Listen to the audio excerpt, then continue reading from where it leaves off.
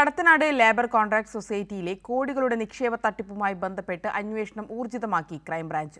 കേസിലെ മുഖ്യപ്രതിയും സൊസൈറ്റി മുൻ പ്രസിഡന്റും DCC സെക്രട്ടറിയുമായ TV സുധീർ കുമാറിനെ സൊസൈറ്റി ഓഫീസിലെത്തിച്ച് തെളിവെടുത്തു. കേസിൽ അറസ്റ്റിലായ സൊസൈറ്റി ഡയറക്ടർ റിനീഷിന്റെയും ബന്ധുക്കളുടെയും ബാങ്ക് അക്കൗണ്ടുകൾ ക്രൈംബ്രാഞ്ച് ഉടൻ പരിശോധിക്കും.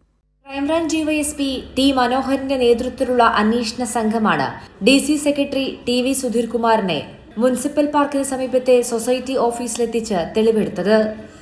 സഹകരണ നിയമങ്ങൾ കാറ്റിൽ പറത്തി ഉയർന്ന പലിശ വാഗ്ദാനം ചെയ്താണ് സൊസൈറ്റി കോടികളുടെ നിക്ഷേപം തട്ടിയത് എന്നതാണ് ക്രൈംബ്രാഞ്ച് കണ്ടെത്തൽ. സഹകരണ നിയമപ്രകാരം പരമാവധി 7% പലിശ മാത്രമേ നൽകാൻ അനുവാദമുള്ളൂ. എന്നാൽ 36% വരെ പലിശ വാഗ്ദാനം ചെയ്താണ് നിക്ഷേപകരെ വലയിലാക്കിയത്.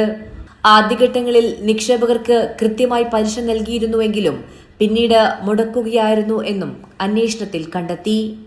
നിക്ഷേപവുമായി ലഭിച്ച കോടികൾ മറ്റു വഴിയിലേക്ക് തിരിച്ചുവിട്ടിട്ടുണ്ടോ എന്ന് കണ്ടെത്താനാണ് ഡയറക്ടർ റിനീഷിന്റെയും ബന്ധുക്കളുടെയും ബാങ്ക് അക്കൗണ്ടുകൾ ക്രൈംബ്രാഞ്ച് പരിശോധിക്കുന്നത്.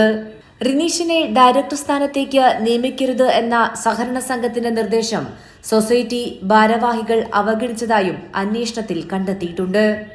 നിലവിൽ ക്രൈംബ്രാഞ്ച് കസ്റ്റഡിയിലുള്ള സുധീർ കുമാറിനെയും റിമാൻഡിൽ കഴിയുന്ന റിനീഷിനെയും ഒപ്പമിരുത്തി ചോദ്യം ചെയ്യാനാണ് അന്വേഷണ സംഘത്തിന്റെ തീരുമാനം.